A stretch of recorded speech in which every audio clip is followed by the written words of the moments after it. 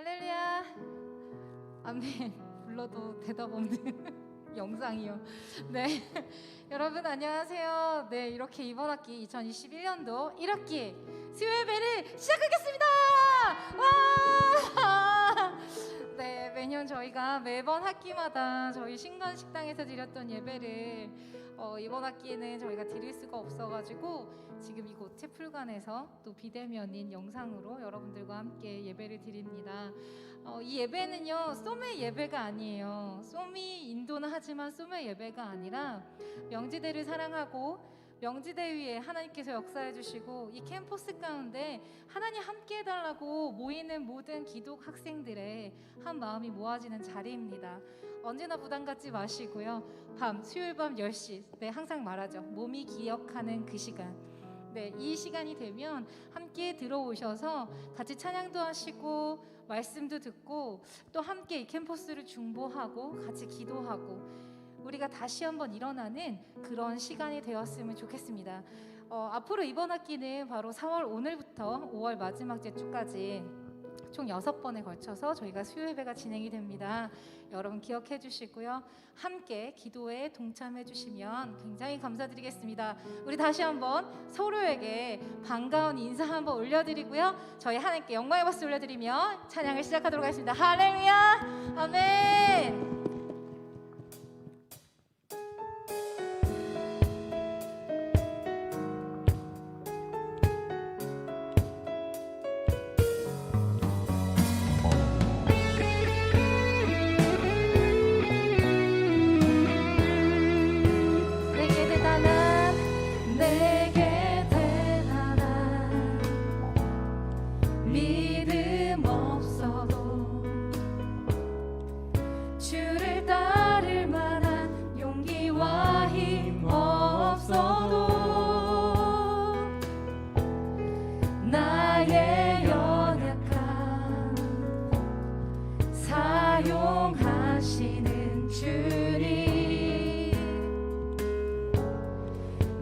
삶을 완성하시네. 이제 우리 다시 한번 고백합니다. 내게 대단한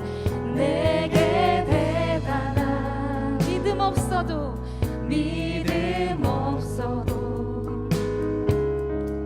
주를 따를 만한 용기와 힘 없어도 나의 연약함 사용하시는 주님 나의 삶을 완성하시네. 아멘. 모든 생활 속에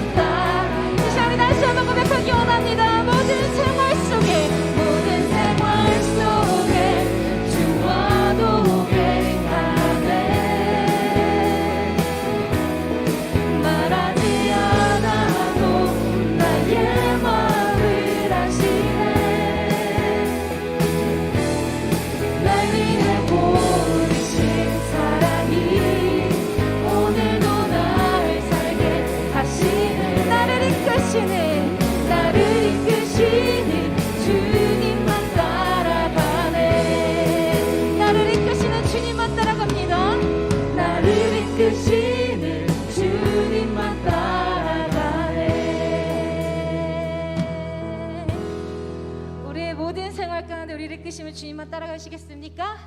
아멘. 네, 편안하게 지금 댓글창에 여러 가지 댓글을 또 남겨주셔도 좋거든요. 네, 그렇다면 저희도 되게 많이 힘이 될 것 같습니다. 저도 보고 있습니다. 네, 여러분들과 소통하는 개념으로 보고 있는데요. 정말 우리 삶 가운데 여러분 정말 하나님 많이 사랑하시죠? 우리 진정 사랑하시는 그 하나님께 사랑합니다 이렇게 고백하고 선포하는 시간 가질 텐데 각자 자리에서는 되게 좀 부끄러울 수 있어요. 그렇죠? 우리 온 마음 다하여서 이렇게 소리 너무 크게 나지 않는 이런 박수로도 하나님께 한번 함성과 박수를 올려드릴 텐데 저희는 크게 올려드리도록 하겠습니다. 할렐루야! 아멘!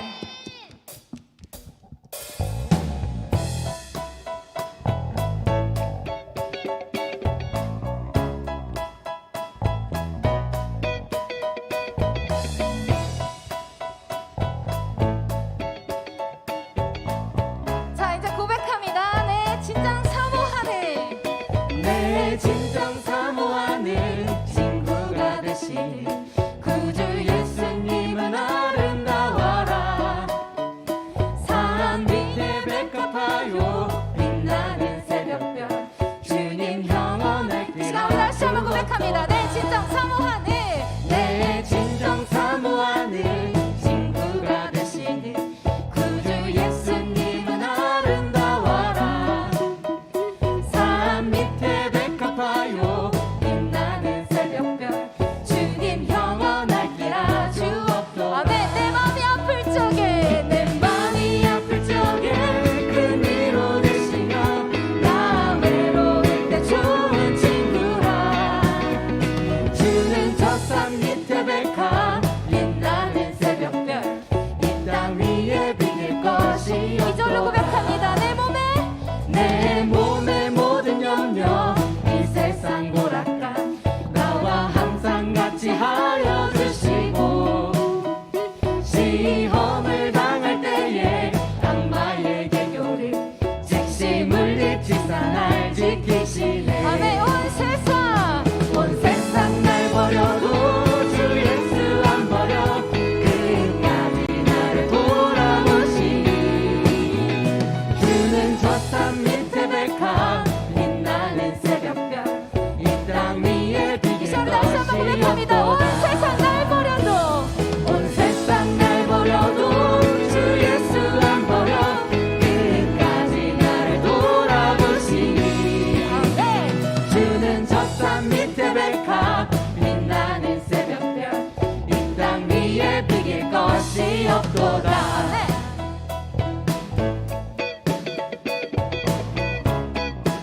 우리 고백합니다. 내 마음을 다하여서 내 마음을 다하여서 주님을 따르면 길이 길이 나를 사랑하리니.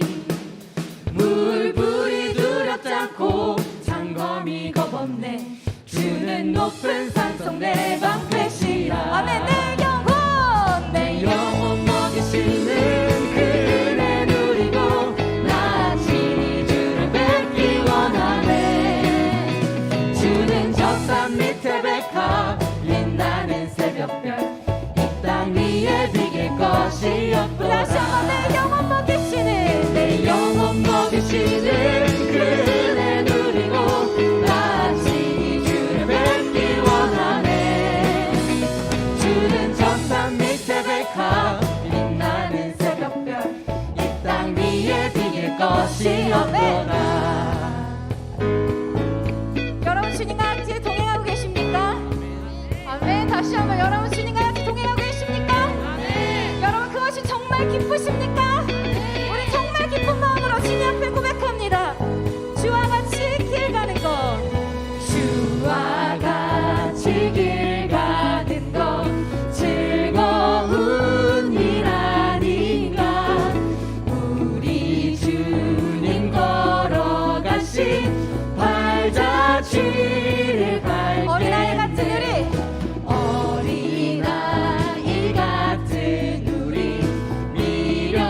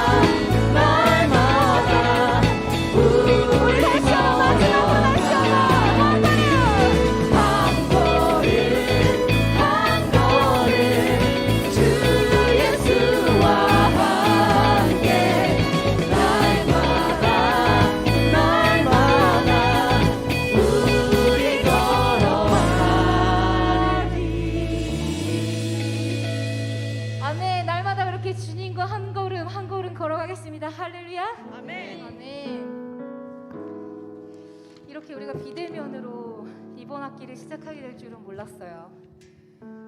정말 몰랐어요. 네, 사실 알았지만 알고 싶지 않았어요. 네, 왜냐하면 정말 다시 우리가 이 캠퍼스에서 얼굴을 마주하며 예배할 수 있는 그날이 올 수 있을까? 그렇게 우리가 다시 한번 주님 앞에 나아갈 수 있는 그날이 올 수 있을까?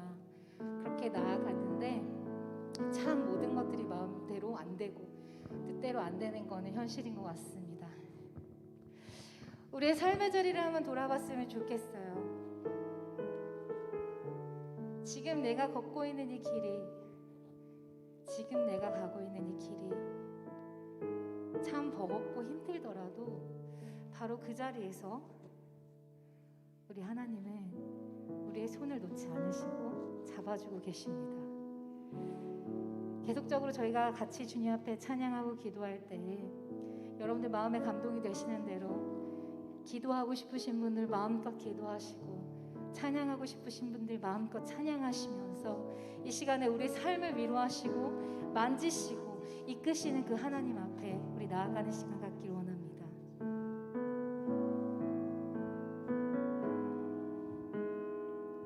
모든 것 아시는 주님, 모든 것 아시는 주님, 나의 맘의 연약함 보시고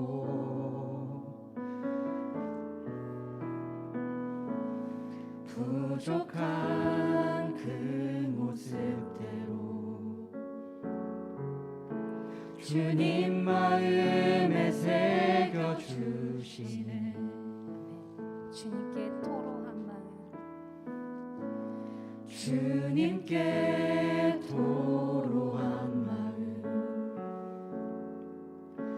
하나하나 헤아려 주시니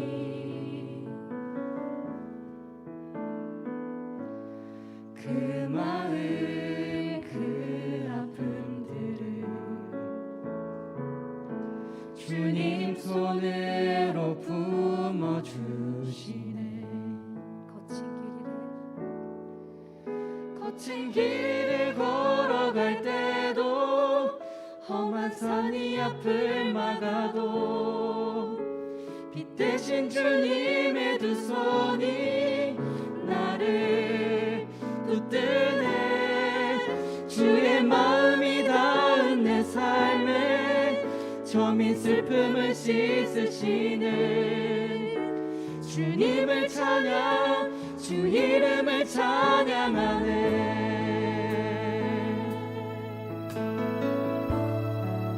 모든 것 아시는 주님, 모든 것 아시는 주님, 나의 맘의 연약함 보시고 부족한 그 모습대로 주님 마음에 새겨주셨습니다. 주님 마음에 새겨주시네. 주님께 토로한 마음, 주님께 토로한 마음 하나하나 헤아려 주시니 하나하나 헤아려 주시니 그 마음 그 아픔들을 주님 손으로 품어주시니 주님 손으로 품어주시네. 아멘. 거친 길을 걸어갈 때도 거친 길을 걸어갈 때도 험한 산이 앞을 막아도 빛 대신 주님의 두 손이 나를 붙드네. 주의 마음이 닿은 내 삶에 저민 슬픔을 씻으시네. 주님을 찬양하겠습니다. 주님을 찬양, 주 이름을 찬양하네.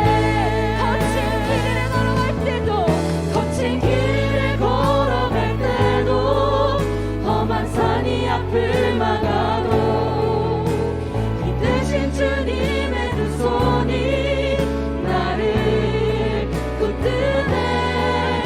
주의 마음이 닿은 내 삶에 저민 슬픔을 씻으시니 주님을 찬양 주 이름을 찬양하네. 다시 한번 거친 길을 걸어갈 때도 거친 길을 걸어갈 때도 험한 산이 앞을 막아도 힘드신 주님의 두 손이 나를 붙드네. 주의 마음이 닿은 내 삶에 저민 슬픔을 씻으시네.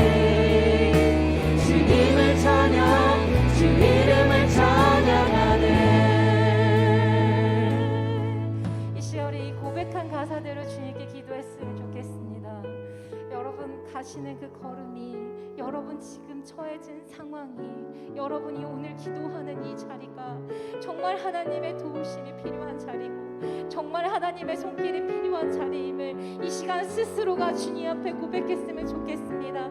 하나님, 내가 거친 길을 걸어갈지라도 내 앞에 산이 있어 못 갈 것 같은 느낌이 들지라도 내가 여기서 주저하는 자가 되지 않고 다시 주님의 손을 붙잡고 나갈 수 있는 믿음을 내게 허락하여 주시옵소서. 아버지, 나는 할 수 없지만 주께서 이끄시는 그 이끄심으로 다시 한번 일어나길 소원합니다. 이 시간 주님 이름 한번 부르 같이 기도합시다. 주여,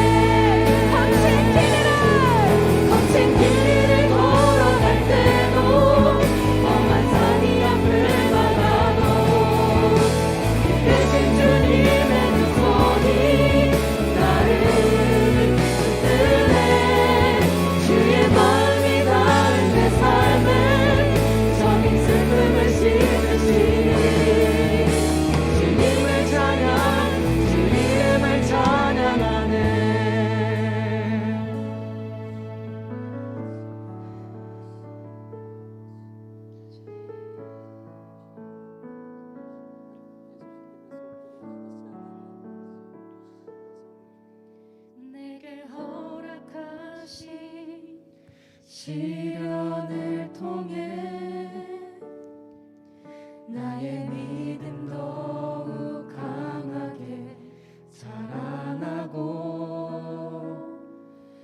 험한 산과 골짜기 지나는 동안 주께 더 가까이 나를 이끄시네. 내가 겪는 시험이 어렵고 힘겨워도 내 주님보다 크지 않네.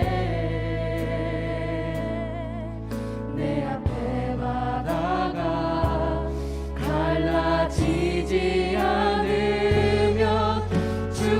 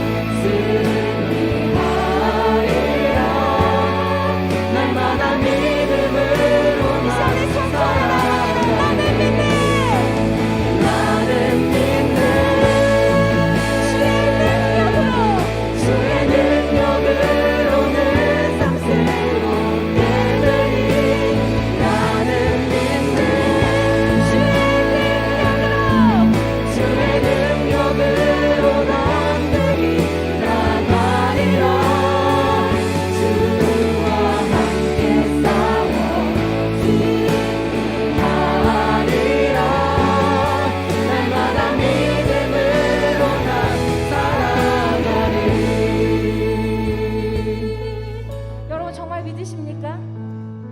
여러분 정말 믿으세요?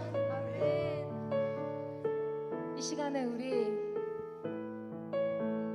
이번 학기가 이렇게 예배는 이제 시작했지만 3월부터 학기는 시작되고 곧 있으면 중간고사 기간이잖아요. 이런 얘기 되게 싫은 거 아는데 그래도 우리가 같이 예배하는 자리에서 하나님 내 개인적인 삶뿐만 아니라 이 캠퍼스를 주님 손에 올려드리겠습니다. 주님 내가 믿습니다. 주님께서 이 땅의 주인이십니다. 주님께서 이 땅의 통치자이십니다. 주님이 모든 것들을 다스리십니다. 하나님 막막해 보이는 것 같고 아무것도 아닌 것 같아 보이는 이 하나하나의 모임들이 하나님의 능력으로 다시 한번 회복되고 갇혀서 처소에 있는 예배자들이 다시 한번 일어나서 이 캠퍼스를 중보하며 하나님 나라가 다시 이루어지기를 주님의 통치가 통치되기를 소원하는 마음으로 일어나게 소원하오니 주여 사용하여 주시옵소서. 이 시간 주님의 이름 한번 부르며 기도하도록 하겠습니다. 주여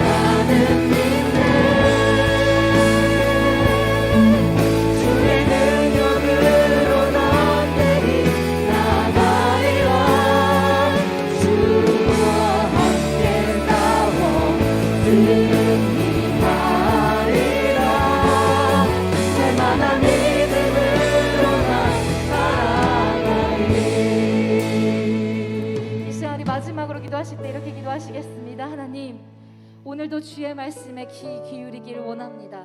하나님 내가 말씀을 흘려듣는 자가 아니라 듣고 지나가는 자가 아니라 하나님 그 말씀 하나하나를 내 삶으로 살아내는 자가 될 수 있도록 도와주시옵소서. 말씀 전하실 목사님 위에 성령의 기름 부어주시고 하나님 우리들의 귀와 우리의 마음과 모든 것들을 열어 그 말씀이 이해될 수 있도록 도와주시옵소서. 목사님 나오실 때까지 주님의 이름 한 번 부르며 같이 기도하도록 하겠습니다. 주여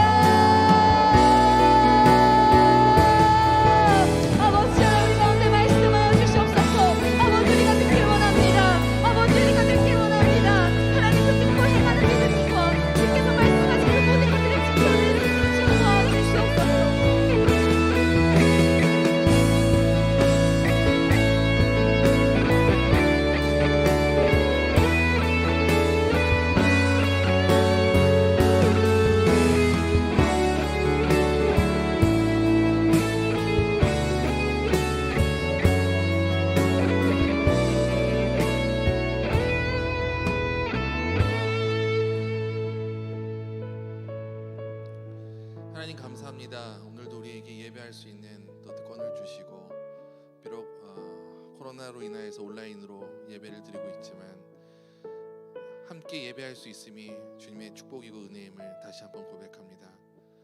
하나님 이 예배를 통하여서 우리의 마음을 다 쏟아놓게 하시며 이 예배를 통하여서 우리의 닫혀진 마음들이 열리게 하시고 굳어진 마음들이 녹아지는 은혜의 역사가 있게 하여 주시옵소서. 우리 바쁜 중에도 하나님을 예배하고 찬양하는 일에 게을리지 않도록 주님 인도하여 주시옵소서. 이제 하나님의 말씀을 듣습니다. 듣는 자와 말씀을 전하는 자가 성령 안에서 하나 되게 하셔서 그 말씀이 깨달아지고 새겨지고 삶으로 옮겨지는 역사가 있게 하여 주시옵소서. 예수님의 이름으로 기도드립니다. 아멘. 네, 하나님께서 오늘 우리에게 주시는 말씀은 창세기 12장 1절에서 3절 말씀입니다. 창세기 12장 1절에서 3절 말씀입니다.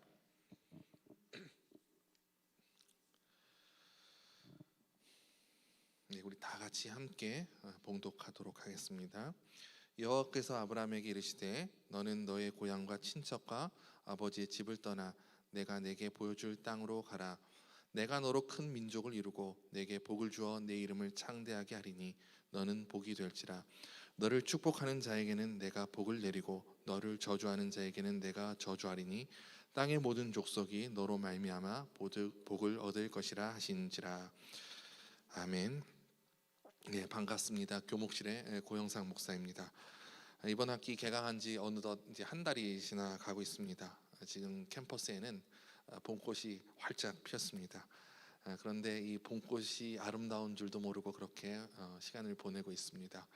코로나로 인해서 모든 수업이 지금 비대면으로 진행이 되고 있고 또 우리 예배도 지금 온라인으로 이렇게 예배를 드리고 있습니다. 하루빨리 이 코로나19가 종식이 되어서 우리가 얼굴과 얼굴을 맞대고 함께 예배할 수 있기를 간절히 소망합니다. 오늘은 이제 명지대학교 수요 예배 첫 번째 예배입니다. 오늘 말씀을 통해서 우리가 하나님께서 주시는 그 복의 의미가 무엇인가를 좀 살펴보고자 합니다. 오늘 설교 말씀의 제목은 너는 복이 될지라입니다.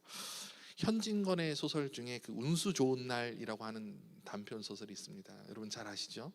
네, 중고등학교 때 아마 교과서에 실린 소설이라서 여러분 많이 배우셨을 거예요. 또 시험에 자주 나오는 지문이기도 하잖아요. 네, 이 소설의 그 배경은 일제 시대고요. 이 소설의 주인공은 김첨지라는 사람입니다. 이 소설의 줄거리를 간략하게 요약을 해드린다면 이 김첨지의 직업은 인력거를 끄는 사람이었어요. 네, 열흘 동안 장사가 너무너무 안 되는 겁니다. 돈을 구경할 수 없을 정도로 그렇게 장사가 안 됐습니다. 여느 날처럼 어김없이 이제 일을 하러 나가려고 하는데 그날따라 이제 아내가 일을 나가지 못하게 잡는 겁니다. 자기가 너무 아프니까 좀 자기를 간호해 달라고 하면서 일을 나가는 남편을 이제 잡는 겁니다. 근데 김첨지가 이 아내의 그 부탁을 뿌리치고 일을 나가게 되죠. 근데 그날따라 희한하게도 장사가 너무나 잘 되는 거예요. 평소보다 10배 정도는 더 장사가 잘 되는 겁니다. 이제 김첨지는 아주 신이 났죠. 그래서 밤늦게까지 일을 합니다. 오늘은 정말 운수가 좋은 날이다라고 생각을 하면서 늦게까지 열심히 일을 해서 정말 돈을 그날따라 많이 벌었습니다. 이제 기쁜 마음으로 가벼운 마음으로 이제 집으로 돌아갑니다. 집으로 돌아가면서 아내가 좋아하는 이제 설렁탕을 한 그릇 딱 사가지고 집에 들어가게 되죠. 집 문을 열고 딱 들어가는 순간 김첨지가 발견하게 된 것은 싸늘한 시체로 변해버린 아내였습니다. 이날 김첨지가 장사를 잘한 것이 돈을 많이 번 것이요 여러분 복일까요? 아니면 저주일까요? 저주죠. 복이 아니라 저주입니다. 운수 좋은 날인 줄 알았는데 실은 저주의 날이었던 겁니다. 근데 그것이 저주인지도 모르고 주인공은 어리석게도 좋아했던 것이지요. 인간은요 복이 무엇인 줄 모릅니다. 복인 줄 알았는데요 그게 저주이기도 하고 때로는 저주인 줄 알았는데 그게 복이 되기도 합니다. 그래서 현진건은 이러한 인간의 어리석음과 무지를 운수 좋은 날이라고 하는 아이러니한 제목으로 빗대어서 말을 했던 겁니다.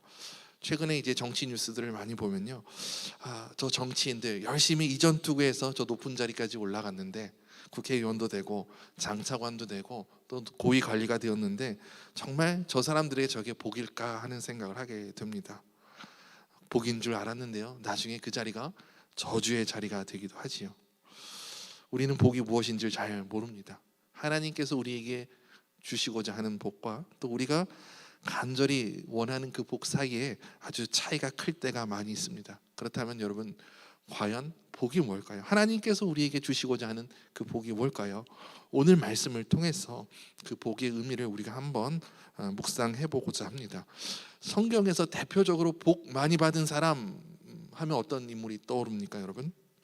누가 뭐라 해도 아브라함이 떠오를 겁니다. 오늘 우리가 본문에서 읽었던 것처럼 하나님께서는 아브라함에게 복을 주셨어요. 그냥 복만 주신 것이 아니라 복이 되게 하셨습니다. 하나님께서 이 아브라함에게 주신 복이 무엇인지 우리가 생각해 보면 성경이 말하고 있는 참된 복의 의미가 무엇인지를 우리는 알 수 있게 됩니다. 오늘 우리가 읽은 성경 말씀은 세 절이죠. 이 각 절마다 복의 의미가 무엇인지 감추어져 있습니다. 그 본문이 말하고 있는 복의 의미를 우리가 한번 생각해 보도록 하겠습니다. 첫 번째 복의 의미는 1절 말씀에 나타나 있습니다. 우리 한번 읽어보도록 하겠습니다. 여호와께서 아브라함에게 이르시되 너는 너의 고향과 친척과 아버지의 집을 떠나 내가 내게 보여줄 땅으로 가라. 하나님께서 갑자기 아브라함에게 나타나셔서 고향 땅을 떠나라고 말씀을 하는 겁니다. 지금도요, 자기가 살던 그 삶의 기반을 떠나는 것은 굉장히 어려운 일입니다. 무작정 아무 계획 없이 떠나는 건요 굉장히 어려운 일이에요. 근데 그 당시는 이제 군락을 이루면서 이제 친족들끼리 같이 살았잖아요. 그런데 아무도 없는 고향 땅, 친척 땅을 떠나서 그 미지의 땅으로 간다고 하는 것은요 사실상 목숨을 거는 행위나 다름이 없습니다. 누군가 이렇게 죽여도 어디서 보상 받을 수 있는 게 아니잖아요. 그런데 하나님께서 더 황당한 것은요 내가 내게 보여줄 땅으로 가라라고 말씀하는 거예요. 보여준 땅이 아니라 보여줄 땅으로 가라는 겁니다. 하나님께서 꿈에 나타나셔서 내가 너에게 주려고 하는 땅이 이렇게 좋은 땅이다, 젖과 꿀이 흐르는 땅이다라고 그렇게 설득을 해도 모자랄 판에 하나님께서는 그 땅이 어딘지를 보여주시지도 않는 겁니다. 아브라함이 그 가나안 땅에 도착하고 나서 하나님께서 내 자손에게 줄 땅이 바로 이 땅이다라고 그때에서 이제 알려주시죠. 그때까지는 아브라함은요 어디로 가야 할지 몰랐습니다. 하나님께서 가라고 하시면 가는 거고요, 하나님께서 멈추라고 하시면 멈추는 겁니다. 하나님께서는 그 목적지에 대해서 아무런 말씀도 하지 않으셨습니다. 만약 오늘 밤에 우리 여기 계신 여러분들에게 하나님께서 나타나셔서 목적지도 주지 않고 무작정 지금 사는 곳을 떠나라라고 그렇게 명령을 하시면 어떻게 반응을 하시겠습니까? 그걸 복으로 받아들이시겠습니까? 아마 많은 분들이 그걸 저주에 가깝다고 생각을 할 겁니다.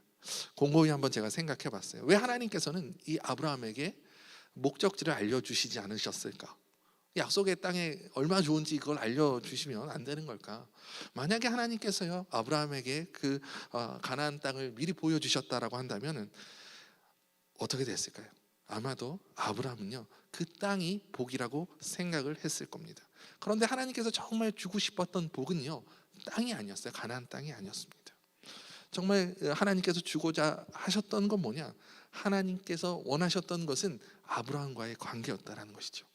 진짜 복을요 가나안 땅이 대체해 버릴 수도 있었기 때문에 하나님께서는 그 땅을 보여주시지 않으셨다라는 겁니다. 이 세상에 좋은 것이요 때로는요 하나님의 그 복의 핵심을 가릴 때가 있습니다. 이 세상에 좋은 것을 추구하다 보면요 정말 하나님께서 주시고자 하는 진짜 복이 무엇인지를 모를 때가 있다라고 하는 것이죠. 여러분 한번 생각해 봅시다. 아브라함은 어디로 가야 할지 몰랐습니다. 매일매일 어떻게 했을까요?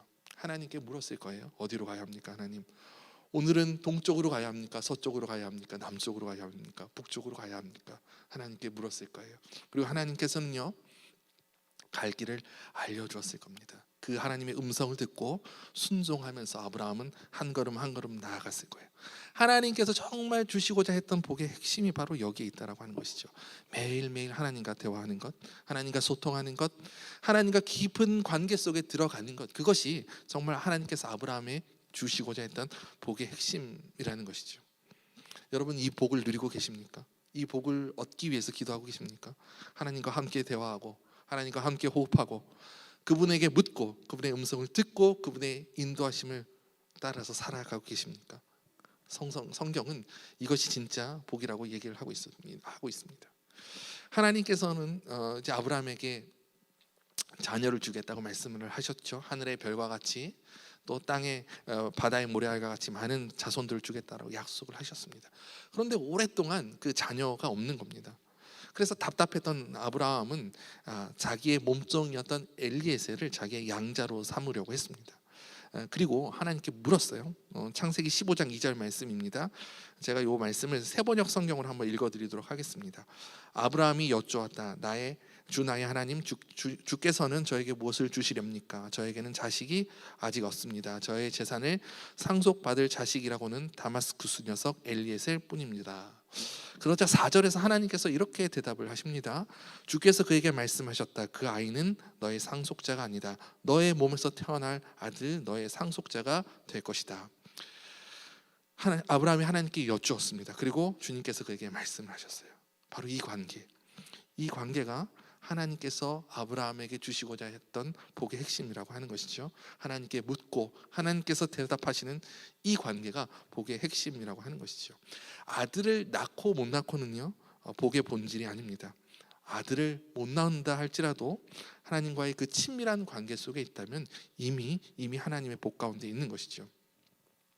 아브라함의 아내였던 사레도요 자식이 안 생기니까 아브라함과 같은 생각을 했습니다. 자신의 몸종이었던 하갈을 통해서 이제 아들이 태어나기를 그렇게 원했던 것이죠. 아들이 굉장히 중요했던 시대고요. 대를 잇는 것이 무엇보다 중요했던 시대였기 때문에 하갈의 이러한 생각은 굉장히 자연스러운 것이었습니다. 그래서 이제 사레는 아브라함과 하갈이 동침하도록 그렇게 했던 것이죠. 그런데 아브라함과 사레 사이에 결정적인 차이점이 있습니다. 사레는 아브라함처럼 하나님께 묻지 않았어요. 하나님의 뜻을 구하지 않았고요. 그분의 음성을 듣지 않았고 그분의 뜻에 따라서 행동을 하지 않았던 겁니다. 자기의 판단과 경험에 따라서 행동을 했던 것이죠. 그리고 아들 이스마엘을 낳았습니다. 세상의 시각에서 보면 그래도 아들을 낳았잖아요. 원하는 대로 아들을 낳았잖아요. 복 받은 것이라고 할 수가 있죠. 세상의 시각에서는. 그런데 이게 진짜 복입니까, 여러분? 이것은 먼 훗날 저주와 재앙의 씨앗이 됩니다. 이 재앙이 지금까지도 계속되고 있잖아요. 이삭의 자손과 또 이스마엘의 자손이 지금까지도 싸우고 있지 않습니까? 하나님과 내밀한 관계에서 벗어나서 얻어진 그 세상의 좋은 것, 그게 복인 것 같지만요, 결국에 그것은 우리를 넘어뜨리는 재앙이 될 수 있다는 것을 꼭 기억해야 됩니다. 진짜 복은요, 하나님과의 관계 그 자체입니다. 오늘 우리의 삶에서 내 생각과 판단이 옳은지 하나님께 여쭤보았다면, 그리고 그 하나님의 응답에 귀를 기울이고 그 응답에 따라서 하루하루를 살았다면 여러분들은 진짜 하나님의 복을 누리고 있는 사람들입니다. 두 번째 복의 의미는 오늘 본문 2절에 나와 있습니다. 내가 너로 큰 민족을 이루고 내게 복을 주어 내 이름을 창대하게 하리니 너는 복이 될지라. 하나님께서는 아브라함으로 하여금 복이 되게 하겠다라고 말씀하세요. 복 그 자체가 되게 하겠다라는 거예요. 두 번째 복의 의미는 뭐냐? 복 그 자체가 되는 거예요. 복 그 자체가 된다라는 것은 무슨 의미냐? 나를 통해서 주변으로 복이 흘러가는 겁니다. 나를 통해서 내 주변에 있는 이웃들, 친구들, 친척들, 동료들이 복을 받게 되는 거예요. 그것이 바로 이제 복이 되는 삶이라고 하는 것이죠. 두 번째 복의 핵심은요, 그렇기 때문에 받는 복이 아니라 주는 복입니다. 우리 이웃들에게 하나님의 복을 나눠주는 것, 우리가 복의 통로가 되는 것, 그것이 진짜 복의 핵심이라고 하는 것이죠. 그래서 3절 말씀에 구체적으로 복의 의미가 무엇인지 정확하게 다시 한번 나오고 있습니다. 땅의 모든 족속이 너로 말미암아 복을 얻을 것이요. 그렇죠? 아브라함을 통해서 주변의 사람들이 복을 얻게 된다라는 거예요. 그게 진짜 복이라고 얘기를 하고 있는 것이죠. 나를 통해서 누군가가 복을 얻게 된다면요, 그건 이미 하나님의 복을 누리고 있는 것이죠. 복에도 여러분 질적 차이가 있습니다. 수준이 낮은 복이 있고요, 수준이 높은 복이 있습니다. 무언가를 받는 복은요, 수준이 낮은 복이고요, 무언가를 나눠주는 복은요, 수준이 높은 복입니다. 그래서 사도행전 20장 35절에서도 이렇게 얘기를 하고 있어요. 주 예수께서 친히 말씀하신 바 주는 것이 받는 것보다 복이 있다.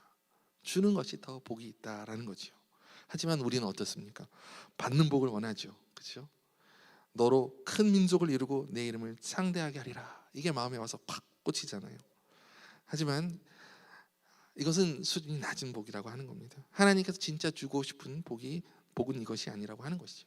여러분, 실제로도요, 이스마엘은요, 한 민족을 이루는 그런 시조가 되었어요. 아브라함의 손자였던 에서도요, 큰 민족을 이루는 조상이 되었습니다. 하지만 그러한 것들이 진짜 하나님의 복은 아니잖아요. 그렇죠? 내 이름이 창대해지고 나를 통해서 화려한 일들이 일어나는 것, 그것이 복이 아니라고 하는 것입니다. 우리가 받을 복만 생각을 하게 되면요, 하나님의 복이 무엇인지 모르는 것과 마찬가지입니다. 나를 통해서 나의 이웃들에게 복이 흘러가기를 원한다면, 그래서 복의 통로가 되기를 원한다면 우리는 진짜 하나님의 복 안에 있는 겁니다. 그렇기 때문에 우리가 정말로 사모해야 할 복은요, 주는 복이에요. 주는 복을 사모해야 합니다.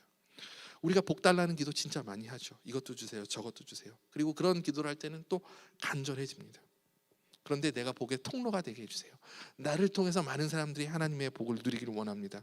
이런 기도는 잘 하지도 않고, 하더라도 그렇게 간절하지 않다라는 거예요. 우리가 받을 복만 위해서 기도를 한다고 한다면요, 우리는 하나님의 그 큰 복의 0.1%도 누리지 못하는 것이라는 거죠.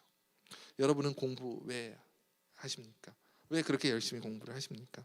여러분의 영향력을 키우기 위해서, 여러분의 이름을 창대하게 하기 위해서 그렇게 공부를 하십니까? 그것은 하나님의 복의 핵심이 아니라는 사실을 기억을 해야 됩니다. 더 많이 베풀고, 더 많이 섬기고, 더 많이 나누기 위해서 우리는 공부를 해야 됩니다. 그것이 진짜 복입니다. 그걸 위해서 기도할 수 있기를 간절히 부탁을 드립니다. 세 번째 복의 의미는 3절 말씀에 나와 있습니다.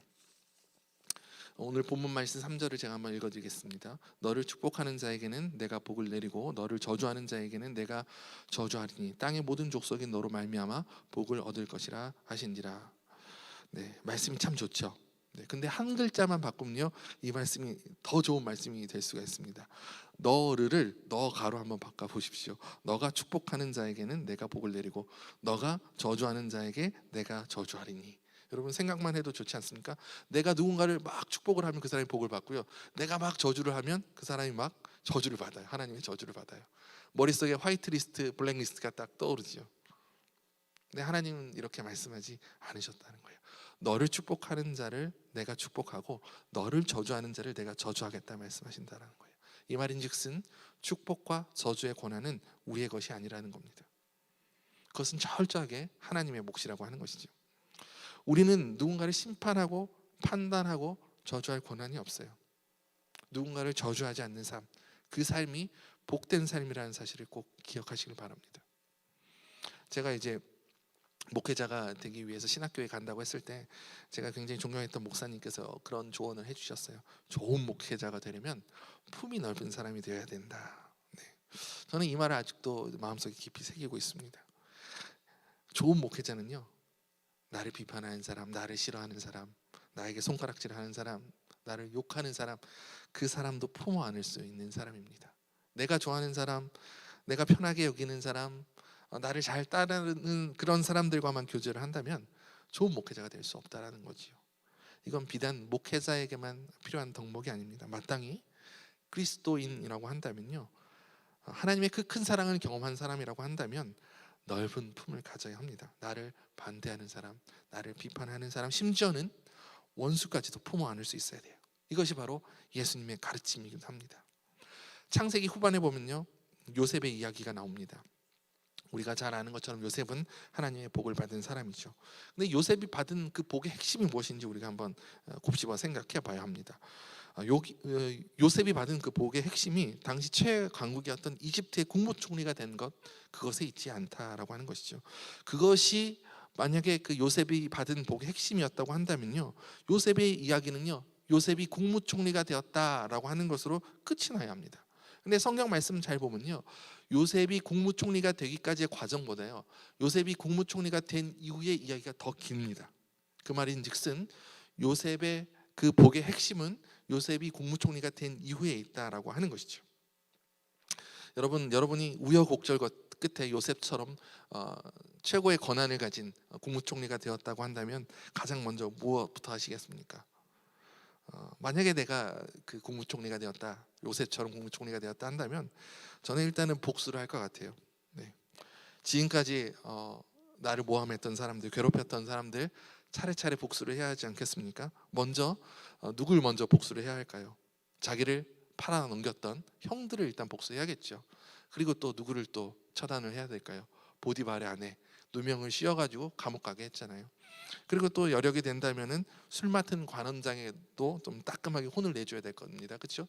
2년이나 자기의 부탁을 까맣게 잊고 있었잖아요. 하지만 요셉은 그 막강한 고난과 권력을 가지고서도 정적들에게 보복하지 않았습니다. 그는 오히려 자신을 죽이려 했던 그 형들을 용서를 하고 넓은 품에 안아주었어요. 이집트의 국무총리가 된 요셉은 형들을 만났을 때 형들에게 이렇게 얘기를 합니다. 창세기 45장 5절 말씀입니다.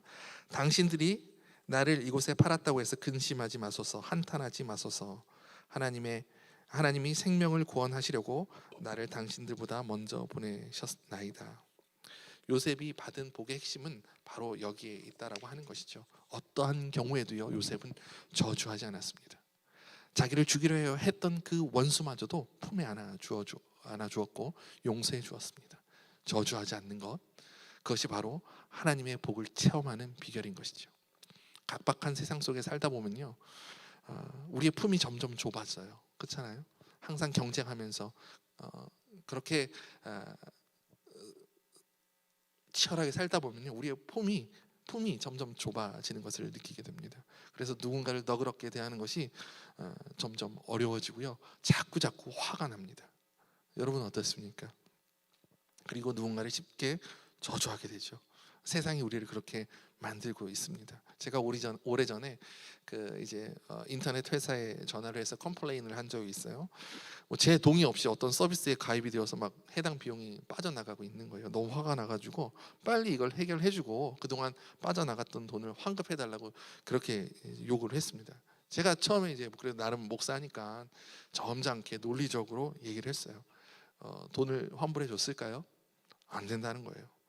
다짜도 굿자. 그래서 제가 막 화를 내기 시작했습니다. 막 사장 나오라 그래 막. 그러니까 그제서야 환불을 해주더라고요. 이런 경우 한 번쯤 있을 겁니다. 화를 내지 않고 분노하지 않으면요, 문제가 해결되지 않는 세상 속에 우리가 살고 있습니다. 분노하지 않으면요, 저주하지 않으면요, 손해를 보면서 살아야 되는 세상이에요. 그러니까 어쩌면 분노하고 저주하는 것이 당연한 세상이 되어버렸습니다. 하지만 그리스도인은요, 이 분노의 감정, 저주의 감정을 다스릴 수 있어야 합니다. 하나님께서는 우리에게 저주할 권한을 주지 않으셨다는 것이죠. 누군가를 판단하고 비판하고 저주하는 것은 우리의 몫이 아니라는 겁니다. 분노하지 않는 사람이, 판단하지 않는 사람이, 저주하지 않는 사람이 하나님의 참된 복을 누릴 수가 있는 것이죠.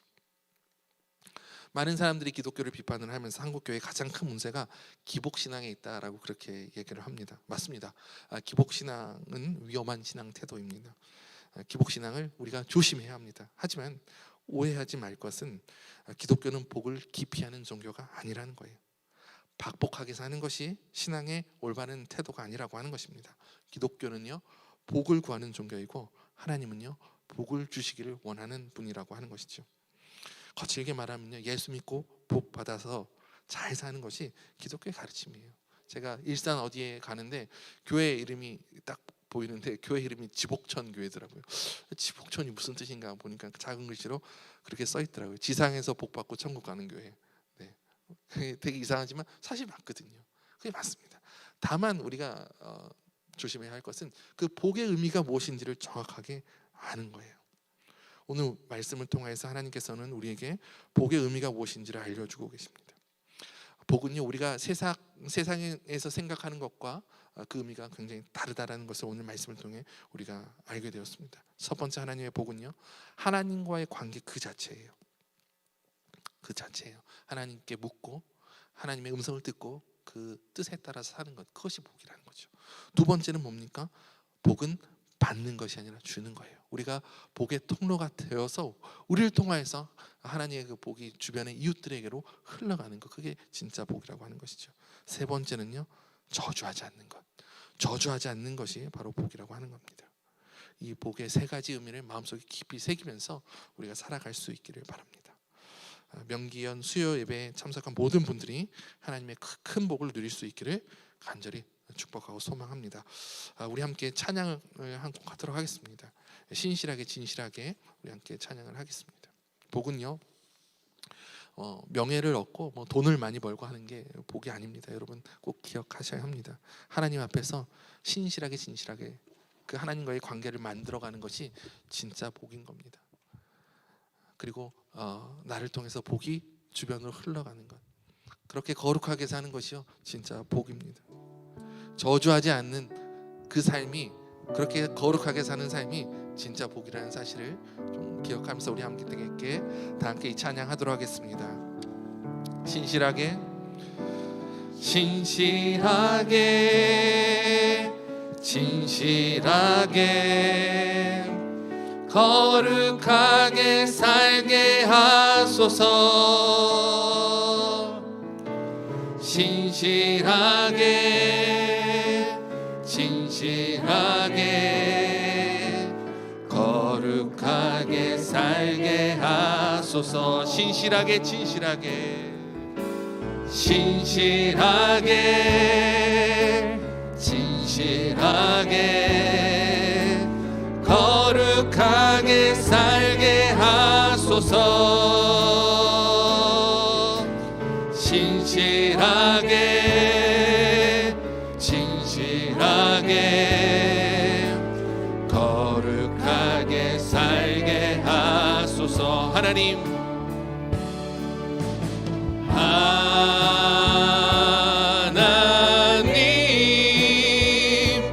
나의 기름 만져주소서. 하나님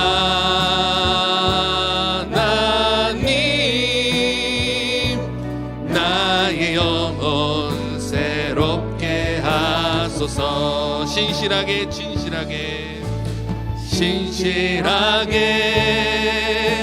진실하게 거룩하게 살게 하소서.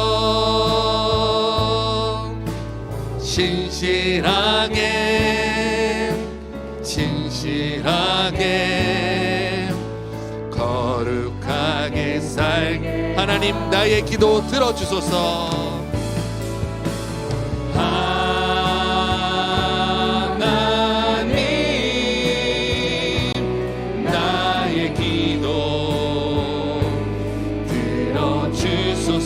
하나님 하나님 주의 길로 인도. 하나님 나의 기도 들어주소서. 하나님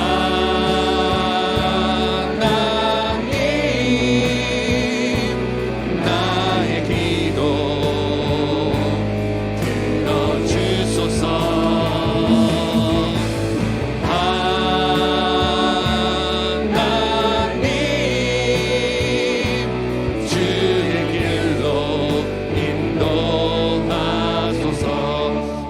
함께 기도하도록 하겠습니다. 기도하실 때 오늘 말씀을 기억하면서 기도하기를 원합니다. 여러분, 복은요 여러분들이 생각하는 그 세속의 복과는 다릅니다. 하나님께서 우리에게 주시고자 하는 복은요 세상적으로 잘 되는 게 아닙니다. 여러분의 이름이 창대해지는 것이 진짜 복의 본질이 아니라는 거예요. 오늘 말씀에서 분명히 말씀하고 있습니다. 진짜 복은요 하나님과의 관계 그 자체입니다.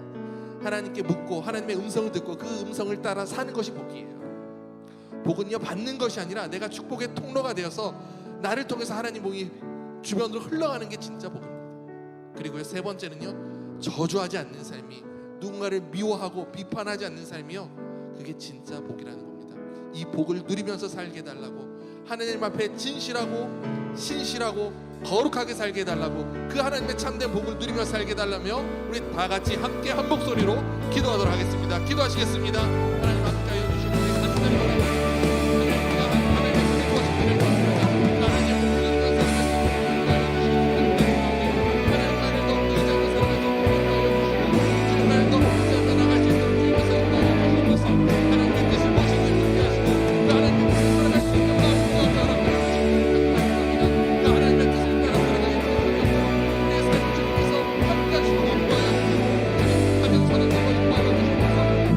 신실하고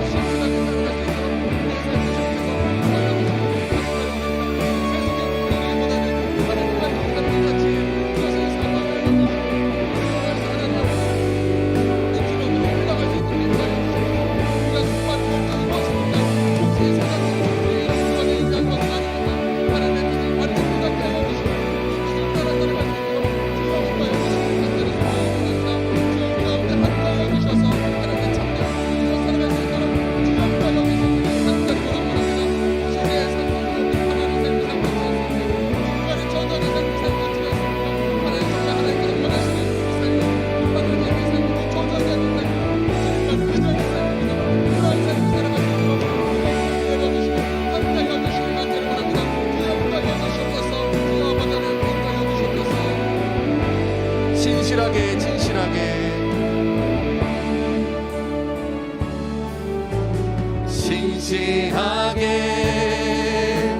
진실하게 거룩하게 살게 하소서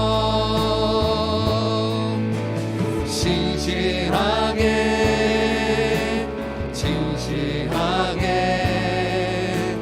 거룩하게 살게 하소서 하나님 나의 마음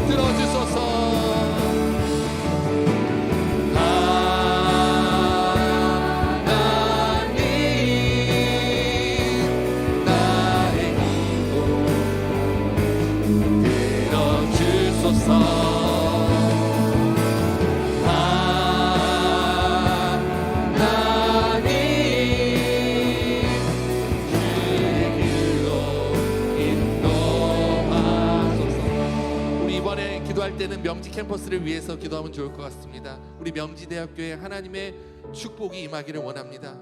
하나님의 뜻이 통치가 이루어지는 그런 캠퍼스가 되길 원합니다. 세상의 가치로 이루어지는 그런 캠퍼스가 아니라 하나님의 뜻이, 하나님의 나라가 온전히 이루어지는 그런 캠퍼스가 되게 해달라고 우리 함께 기도하면 좋을 것 같습니다.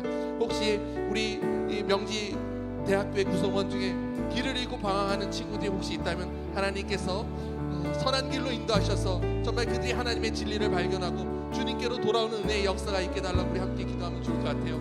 이 명지 캠퍼스에 하나님의 복음이 드러나게 하시고 이 캠퍼스가 복음화되는 그런 은혜의 역사가 일어날 수 있게 해달라고 우리 다 같이 명지 캠퍼스를 위해서 함께 기도하도록 하겠습니다. 기도하시겠습니다. 아버지 하나님께서 함께 하여 주셨기를 간절히 원합니다. 하나님의 은혜가 아버지 명지 캠퍼스 가운데 있게 하여 주셨소서. 명지대학교 이 캠퍼스를 축복하여 주시고 하나님의 은혜가, 하나님의 통치가 온전히 이루어지는 곳이 되시고 주여 성령의 은혜를 부어주시고 인도하여 주셔서 아버지 하나님 성령의 은혜가 아버지 캠퍼스 곳곳에 있게 하여 주시기 원합니다. 아버지 많은 젊은 학생들이 방황하고 있지는 않습니까? 길을 잃고 헤매고 있지는 않습니까? 주여 아버지 우리의 활동들을 통해 우리의 섬김들을 통하여서 그들이 주님의 길을 발견하게 하여 주시고 주님께로 돌아오는 우리의 역사에 갈 수 있도록 성령께서 함께 하여 주시고 인도하여 주셔서 아버지 하나님의 성령의 놀라운 이 역사에 임하기를 원합니다. 명지 캠퍼스 가운데 하나님의 축복이 일어나기를 원합니다. 하나님의 뜻이 이루어지는 공동체가 되게 하여 주시고 하나님의 나라가 온전히 이루어지는 공동체가 될 수 있도록 아버지 하나님께서 인도하여 주셔서 우리 모두가 이곳에서 하나님의 뜻을 발견하게 하시고 하나님의 통치, 하나님의 나라를 경험할 수 있도록 주여 성령의 능력으로 함께 하여 주셨기를 간절히 소망하고 원합니다. 아버지 이 명지 캠퍼스를 축복하여 주시고 모든 구성원들 가운데 영국까지 강건함을 허락하여 주셨소서. 하나님 나의 기도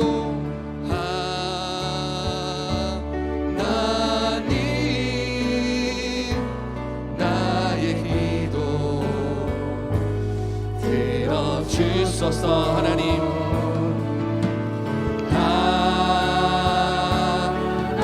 하나님 주의 길로 인도함. 하나님 나의 기도 들어주소서. 하나님